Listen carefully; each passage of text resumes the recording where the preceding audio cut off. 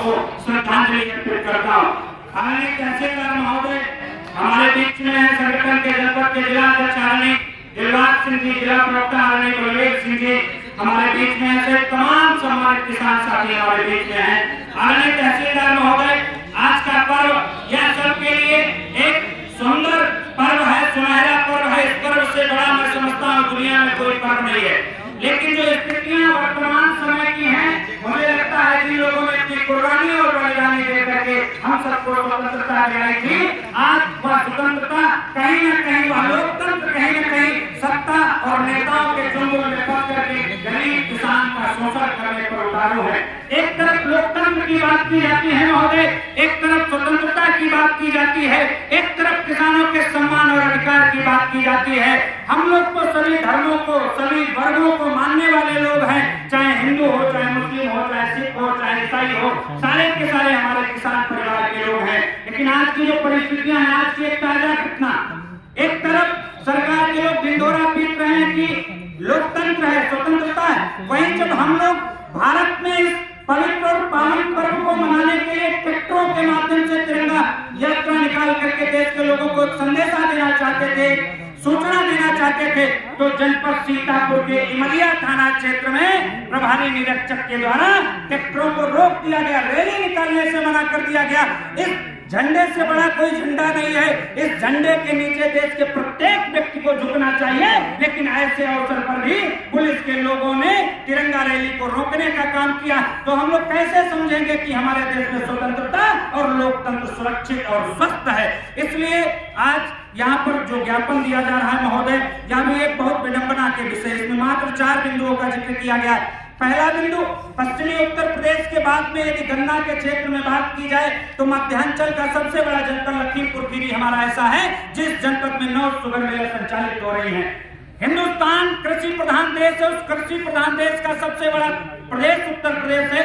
उत्तर प्रदेश गन्ना पैदा करने वाला सर्वाधिक गन्ने का सबसे बड़ा प्रदेश है महोदय। जनपद में संचालित बजाज ग्रुप के द्वारा गोलापलिया, खंभार, गया 3 शुगर मिलें ऐसी, और हो सकता है सहकारी शुगर मिल भी उसमें शामिल हो, जिनका भुगतान की बड़ी ही लचर व्यवस्था है। जनपद में और भी तमाम चीनी मिलें संचालित हो रही, जो 14 दिन पर भुगतान भी कर रही। साथ ही साथ सरकार के द्वारा जो गन्ना मूल्य में वृद्धि की गई, उसका डिफर भुगतान भी कुछ शुगर मिलों के द्वारा कर दिया गया। लेकिन यहाँ की जो शुगर मिल है, उसका अभी तक भुगतान मुझे लगता है पिछले वर्ष का भी पूरा नहीं हो सका है।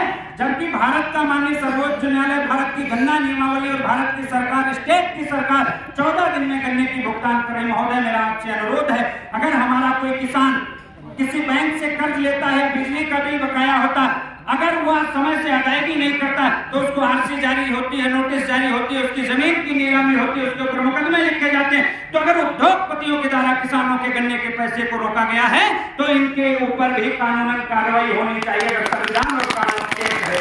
महोदय, बिंदु नंबर 2, आवारा गौवंश। आवारा गौवंश उत्तर प्रदेश के किसानों के लिए अभिशाप बन गए। केवल हमारे किसानों की फसलें ही नष्ट नहीं करें, बल्कि महोदय सड़क पर निकलने वाले राहगीर भी उसमें एक्सीडेंट में बेमौत मारे जा रहे हैं। खेतों की रखवाली करने वाले हमारे तमाम किसान जो उन हिंसक पशुओं का शिकार होकर के अपनी जानें गंवाने का काम कर रहे हैं। एक तरफ सरकार राम राज्य की बात कर रही है, उत्तर प्रदेश की कुर्सी पर एक संत महंत योगी गौरक्षक बैठा है, लेकिन उसी प्रदेश में गाय की जो दुर्दशा हो रही है वह अति निंदनीय है। मैं तो कहता हूं, यदि वाकई में राम राज्य लाना चाहते हैं तो किसानों की समस्याओं का समय से निदान हो और गौ माता संरक्षित हो, तो हम समझेंगे कि वाकई में राम राज्य आ गया। महोदय, आपसे अनुरोध है, अपने तहसील क्षेत्र में जितने भी आवारा गौवंश हैं, इनको पशु आश्रय में संरक्षित कराने का काम किया जाए। बिंदु नंबर 3 पर महोदय जिक्र किया गया, भारत सरकार के द्वारा जब हमारे डीजल का पैसा बढ़ता है तो लीटर के हिसाब से, जब हमारे यूरिया का पैसा बढ़ता है तो किलो के हिसाब से, जिंक फास्फोरस का पैसा बढ़ता है ग्राम के हिसाब से, किलो के हिसाब से, लेकिन गन्ने का पैसा जो बढ़ा 20 रुपया किलो, मतलब 20 रुपए कुंटल, मतलब 20 पैसा प्रति किलो। एक तरफ हमारे साथ वो दुर्व्यवहार किया गया कि हमको 20 पैसा प्रति किलो पर देकर के हिंदुस्तान के किसानों के साथ भद्दा मजाक किया गया, और वही दूसरी तरफ उस जग पर नमक डालने का भी प्रभावी काम किया गया। पहले 50 किलो की यूरिया की बोरी जिस रेट में मिलती थी, अब हमको उसी रेट पर 40 किलो यूरिया की बोरी मिलेगी।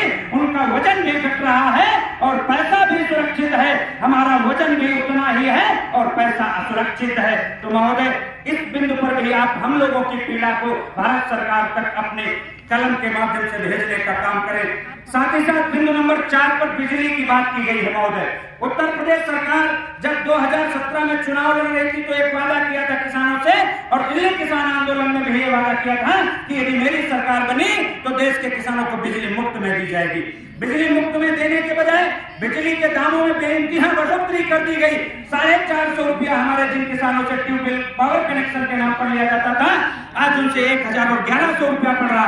साथ ही साथ एक तरफ बिजली मुक्त करने की बात कर रही है और दूसरी तरफ ट्यूबवेलों में हमारे मोटर लगाए जा रहे हैं। हमारे जो घरेलू किसान हैं, जिनका 1 किलोवाट का कनेक्शन होता था, जिनसे 100 और 120 रुपया पहले पड़ता था, आज उनका 10-10, 20-20 हजार रुपया और 50-50 हजार रुपया बिल आ रहा। उस बिल को सही कराने के लिए हमारे लोग उपखंड अधिकारी के दर्जनों बार चक्कर काटते हैं, फिर किसी न किसी एक कर्मचारी को पैसा देते हैं, तब वो सुधारे जाते हैं। मेरा आपसे अनुरोध है कि विद्युत विभाग के अधिकारियों के साथ मीटिंग करके किसानों को नाजायज परेशान करने से रोका जाए।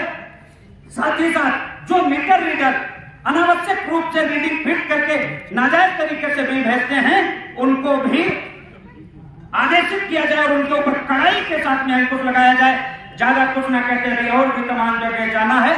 और जाते जाते एक आपसे अनुरोध है, आप पूर्व से परिचित हैं, मुझे याद आया पिछली बार जब इमलिया में आंदोलन हो रहा था तो शायद आप ही थे। छोड़ दीजिए निजी बातों छोड़ दीजिए। अब आपसे एक मेरी विनती है, जाते जाते निजी बातों को छोड़ दीजिए। हमारी आपकी निजी संगठनात्मक जो स्थिति है, हमारे तमाम किसान, सरकार की एक महत्वपूर्ण योजना भी एंटी भूमाफिया योजना, जिसमें जो सार्वजनिक जमीनें, शमशान, कब्रिस्तान, खलिहान, चारागाह, पशु मरघट चारागाह इत्यादि जो सरकारी जमीनों के साथ साथ जो हमारे किसान पट्टा धारक हैं, तमाम ऐसे किसान हैं अभी जिनके पट्टे भी हुए हैं और भूमिधर भी बना दिए गए हैं, लेकिन दुर्भाग्य से उनको कब्जा नहीं मिला।